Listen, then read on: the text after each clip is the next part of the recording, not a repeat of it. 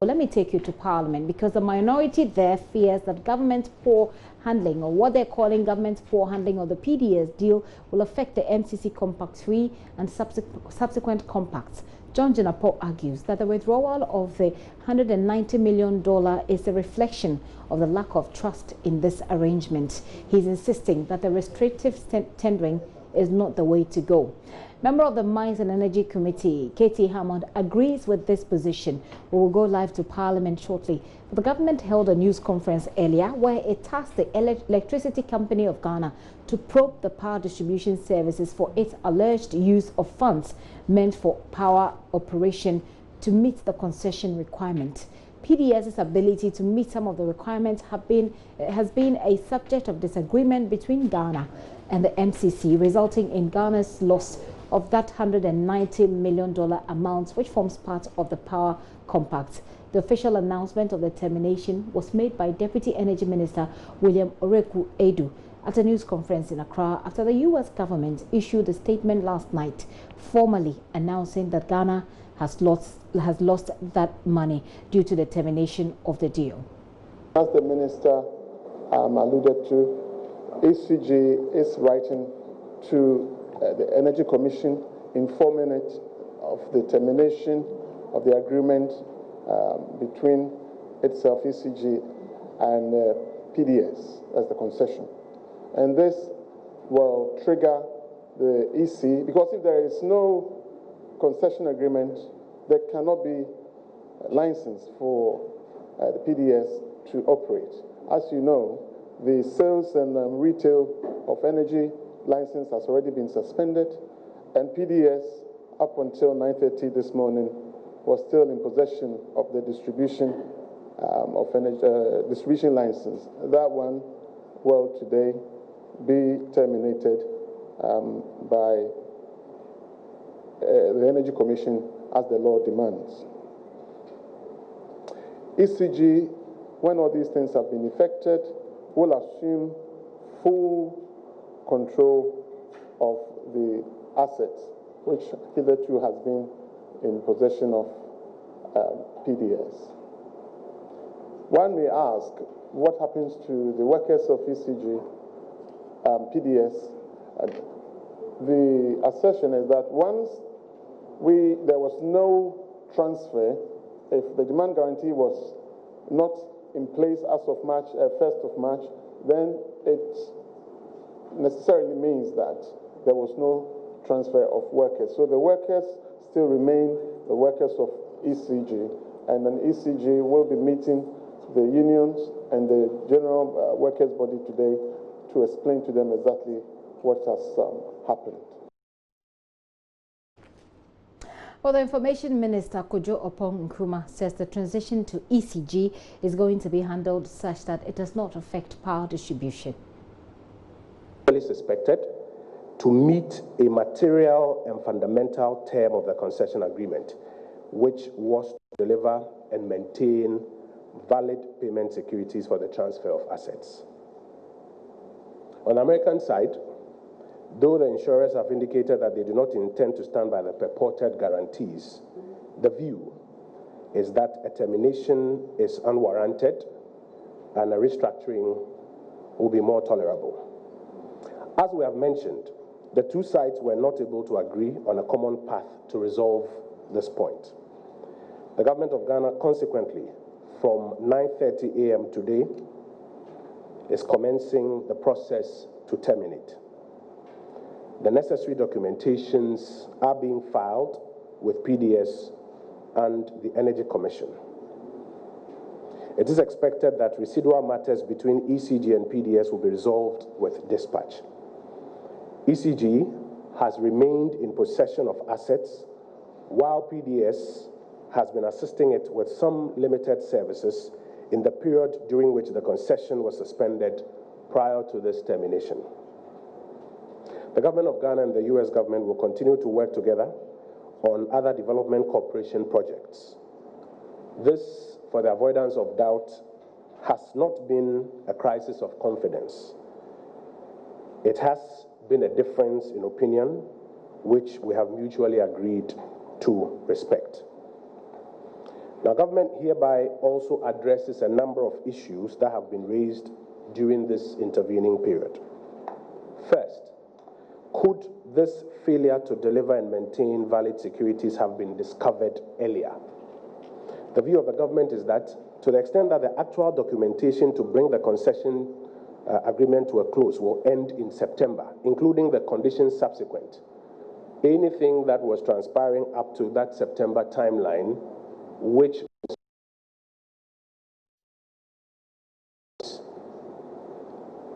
second, has the government been negligent in this transaction? Never. The government of Ghana has at all times worked with MCC in structuring this transaction in the best interest of Ghanaians. No effort to get Ghana a good deal has been spared. Third, is it true that the transaction was botched by some machinations of government? Government has not been up to any machinations. The intent has been to ensure efficiency in the ECG turnaround program and the fulfillment of the broader compact all along. Was there something wrong with switching from 80-20 to 49-51? Absolutely not. The government holds the view that in transactions of this nature, Ghana and Ghanaians should be given an opportunity to get a deep end of the stick as much as is possible. Was there something wrong with switching from bank guarantees as opposed to insurance guarantees? Our views are the two have the same effect. There was nothing wrong with this change. It was the only feasible path at that stage since the tariff methodology had not been made available as at that time. Is government still interested in private sector participation? Yes, government is interested in private sector participation. In the coming days, the minister responsible for finance will be outlining how we intend to achieve private sector participation in the ECG turnaround program still, even in the absence of this particular option. Should government have acquiesced to the MCC pressure to save the $190 million US grant? We do not believe so. The view of government is that to the extent that we advised and we believe same to be true, that the concessionaire had failed in delivering and maintaining valid securities, it was not possible to go along that route. The government of Ghana in 2014, during the Mahama administration, signed up to the compact agreement and opted for private sector participation in the ECG turnaround. The Akufo-Addo administration lifted Ghanaian participation from 20% to 51% to ensure that while Ghana benefits from both the technical and financial muscle of the elites, Ghanaians have the opportunity to participate more significantly in the non-technical parts of the concession. The government believes that any transaction of this nature must be structured to give Ghana and Ghanaians a significant play.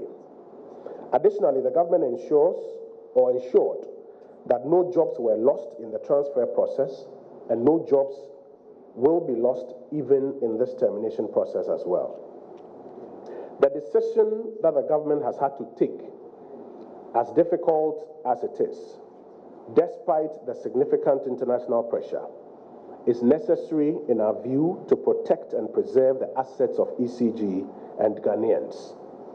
President Akufo-Addo took a solemn oath before God and the Ghanaian people that he will be faithful and true to the Republic of Ghana, that he will dedicate himself to the service and well-being of the people of the Republic of Ghana, and he has done exactly that despite the pressure.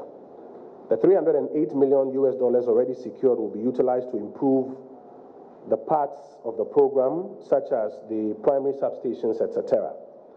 Measures have been put in place to ensure a smooth transition fully to ECG. And shortly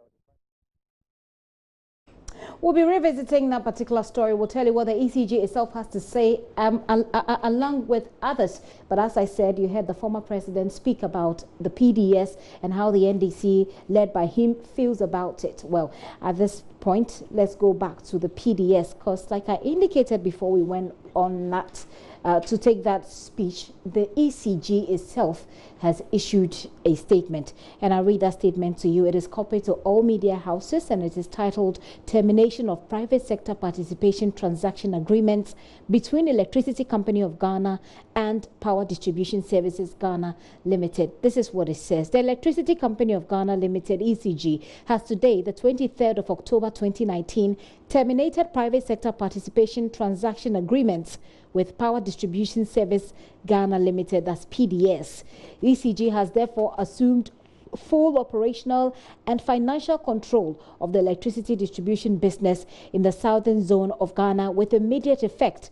Consequently, all activities which were hitherto undertaken by PDS have reverted to ECG.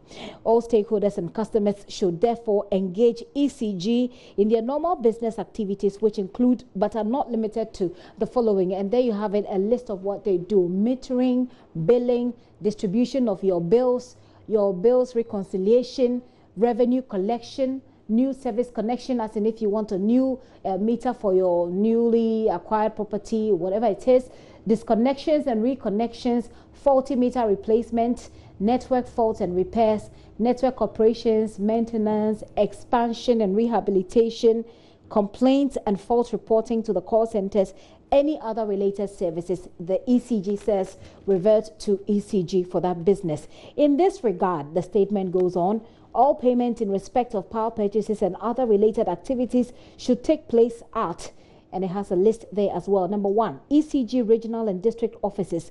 2, ECG existing customer service centers. 3, ECG licensed vending stations. 4, ECG operated cash points. And 5, ECG authorized banks.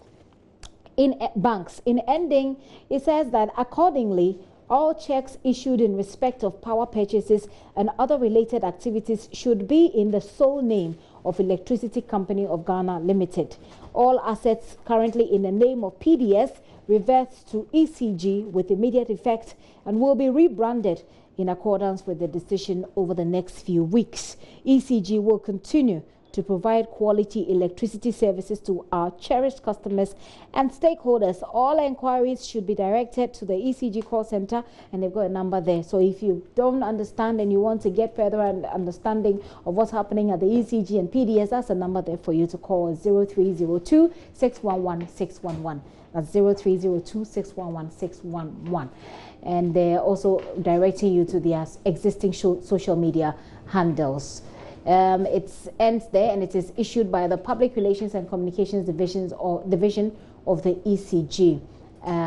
ECG, the name behind power distribution in Ghana, their slogan, not leaving it at all because it's indeed relevant in this particular context. So that's a statement released by the ECG that came in today. Now, let me know what you think about this, how you feel about this. Send us a message on our WhatsApp platform. I've already shared the numbers with you. We can do it again at 0540-10909. That's 0540-10909. What do you feel? How do you feel about the PDS transaction? Let us know. In the meantime, former Power Minister Dr. Kwabena Donkor is questioning the NCC's determination to allow fraud to go unpunished. That's in his word. He's urging the government to explore other options. Issues are: 1, the sector minister categorically came out to state that there was fraud. The government delegation sent to Qatar came out to say a guarantee was not in place. Are we covering up fraud? Is that what the MCC is telling us to do? That we cover up fraud. It doesn't matter if there is fraud. Or, except that there was no fraud. And if there was no fraud, on what basis would the Minister of Energy? He did not allege fraud. He was so categorical that there was fraud. And so, therefore, for us as a nation, is it about the niceties of wanting to please somebody, or it is about addressing, and fraud is criminal. Are we to pardon criminality? This is the issue. What the Americans say or don't say really doesn't matter.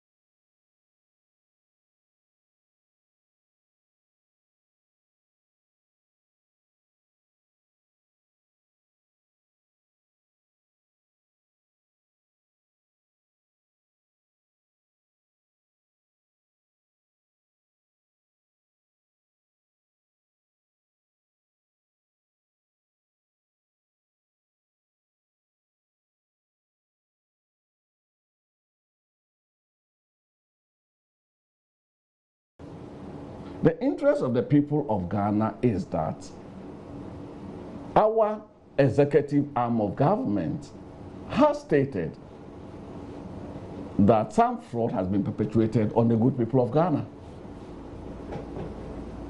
And I take that as kosher.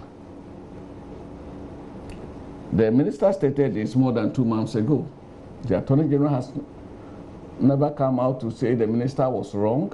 The finance minister, who is the owner of the assets, has not come out to say that the sector minister is wrong. Indeed, the letter indicating that we're terminating has been signed by the owner of the assets, the finance minister. And references the alleged fraudulent behavior. Precisely. Yes. So are we saying, are we appeasing fraud? Or except that the fraud is not proven? And therefore, others are saying, hey, you have, look, you've only alleged fraud, you have not proven fraud. But most importantly, remember, even on the issuance of the insurance guarantee, the premium, the bulk of the premium was paid for with ECG money. Shareholders only put in $1 million. So basically, we are using our money to provide security for us to take over our assets. It's not on.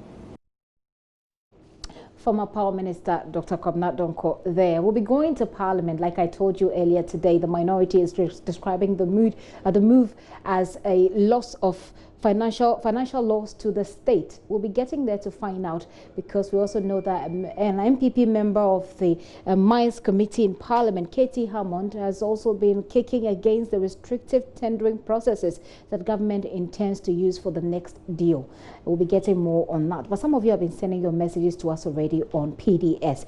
And this one is from Ben in China. Ben says, how can the NPB do this to us? Because of their negligence, we have lost $190 million, and they don't feel shy. They want us to praise them. Why have we lost our sense? Well, this is he says this is very bad. Look at how Kojo Opong Kuma should bow down his head in shame. This one is from Aziz Donla in Wa.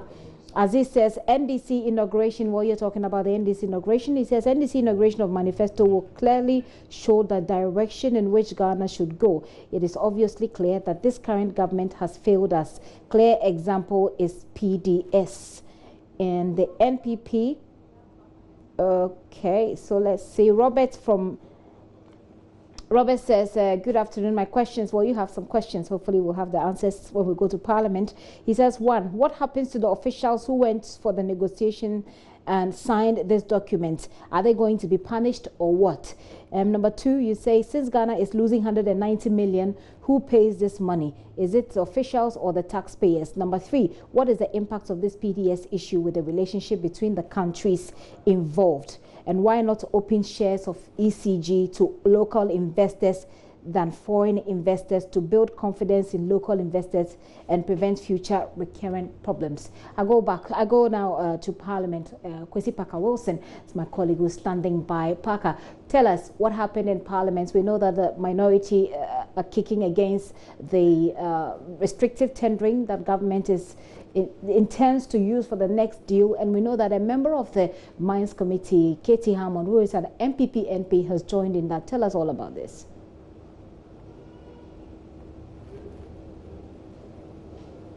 Right, so Gifty, the minority from day one has kicked against the restrictive tendering. Now, their position is that government, when given the chance to do the restrictive tendering, will be inviting their cronies and hand over the state assets, I mean the ECG assets, to their cronies to manage, and it will be what the minority calls a state capture. Now, for them, the press conference and the withdrawal of the $190 million, that is the third tranche of the Compact 2, they're not really too surprised about it because they saw it coming, and for them, they are blaming government for what has happened. They believe that government's poor handling of the PDS deal caused this, and it was avoidable. This was quite needless. Government could have handled this in a more professional way than what is done. But for them, one of the things that the member of the Mines and Energy Committee, John Jenapo, and of course, former Deputy Power Minister, when I spoke to him earlier, he indicated that he has some fears because there seems to be a lack of trust on the part of the Americans. They don't really believe in government. They don't believe in what the Akufo-Addo administration has been doing. And so with what has happened, there's a possibility that it is going to affect the Compact 3 and other developmental projects that the government is doing with support from international partners. Well, Parker, that statement seems very similar to what the former President John Mahama read at the inauguration of the manifesto that we're just returning from. But we have the explanation of the bit about the restrictive tendering. We can hear the former Deputy Power Minister on that. And then, Parker, I'll come back to you. We wrap up with what else happened in Parliament. Done is that ECG ought to terminate its lease and assignment agreement, the bulk supply agreement with PDS. Government of Ghana ought to also withdraw the government consent and support agreement. And then finally, the Energy Commission has to revoke the retail license it awarded to PDS, which would then mean that formally the concession has come to an end. What it means, the ECG would also have to step in, assume control over the assets, and also more importantly, assume control over the workers, and also take in charge of the financials. What I want to advise government to do is that this is not the time to rush to bring in a private sector participant. I heard the Minister of Information say that in the course of the week, the Minister of Finance will outline how to bring in a private sector participant. I think that would be wrong. That would be a knee-jerk reaction. Having gone through this route, we started this process since 2014. It's been like 5 years now. And so what we can do now is Parliament ought to be briefed immediately, because Parliament that approved all these agreements, the people's representative ought to be involved. Let's also engender to build confidence and to build consensus. We must do a proper introspection. What led to this unfortunate incident? What are the mistakes we made? What are the errors that we committed? So that together we can develop a roadmap that will work for ECG. Others have suggested an IPO. In the states in which you find ECG today, you cannot do an IPO. If you look at their current assets as against their current liabilities, there's a negative of more than 2 billion. And so let's restructure ECG. Let's get institutional representation on the board. AGI is a major stakeholder. They must be represented on the ECG board. Employers Association must be represented on the ECG board. The Trades Union Congress must be represented on the TUC board. The financial sector, they must have a rep on the ECG board, so that that board, out of its constitution, would then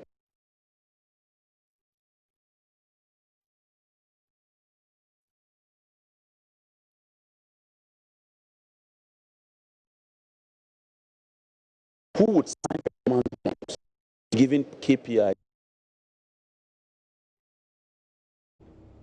Member of Parliament for Kosovo, there speaking earlier to Parker, who is still on the line or joining us live from Parliament. Parker, so what usually happens is that the minority really hardly agrees with the majority on anything, but it looks as if some members of the majority in Parliament actually agrees with the minority's position against restrictive tendering. That's correct, Gifty. And you know that Katie Hammond has been very critical as far as this deal is concerned. Some month gone by, when I spoke to him, he indicated that all the actors involved in the alleged fraud should be prosecuted. And for him as an individual, and of course, as a member of the majority, has always been against the PDS deal. He believes that ECG can have the capacity to engage in the power distribution services. I mean, as far as power distribution services is concerned, they have the capacity to do it if government would resource the ECG, if government would pay its indebtedness to ECG. And so for him, it's kicking against the restrictive tendering and want government to, as a matter of urgency, quickly pay its debt to ECG so that ECG can bounce back and would have the capacity and the capabilities to distribute power to the people of this country. Well, we can hear Mr. Katie Hammond on that. Seem to be speaking with a certain amount of nostalgia, some nostalgic lamentation. You don't seem to be happy that the deal has been terminated. Well, listen. Listen. I'm excited. I'm excited. You know, I'm excited. You are worried about 190 million to a sovereign country like Ghana. What is 190 million to a sovereign country like Ghana? $1 million. I mean, what is it? I'm excited. At least.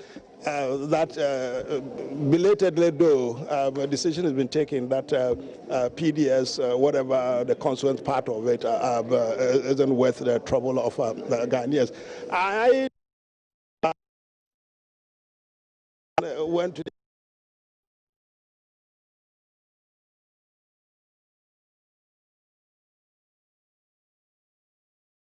was a bad idea anyway. I'd never liked the idea that we were going to, what is the phrase that they use? I mean, to put out, well, it's not the price of the sensitization, but the concession.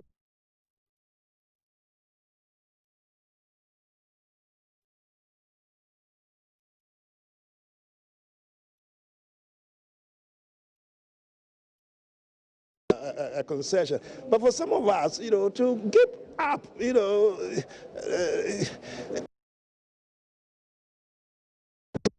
sovereignty, you know, I mean, of Ghana, the security of Ghana, and it was quite troubling that made all the objections, we made everything to the authorities, and it goes on. Let's pause and wait for them. You know, I had to go to Uganda, I wouldn't go to India, I wouldn't go. I mean, they knew straight away that somehow the MPP wasn't quite comfortable. It is the case that we kind of had to re-engineer what the NDCs brought to this country. But ultimately, PDS wasn't going to be very good. It wasn't going to be any good at all. But I can't stomach some of their machinations. The enterprise. Eventually, when the government got to know what was going on or what had happened, government paused and then went to the source and found out what had happened. To the credit of government, it says that we can't do business with a company that was prepared to dupe this country. We are terminating it. So if the Americans say that we are going to give Nigeria a lot of goodies, and if they are not happy giving us the 190 million, we are going to go to bed crying. Indeed, I make the point that during George Bush's first compact, we had a whole of the NY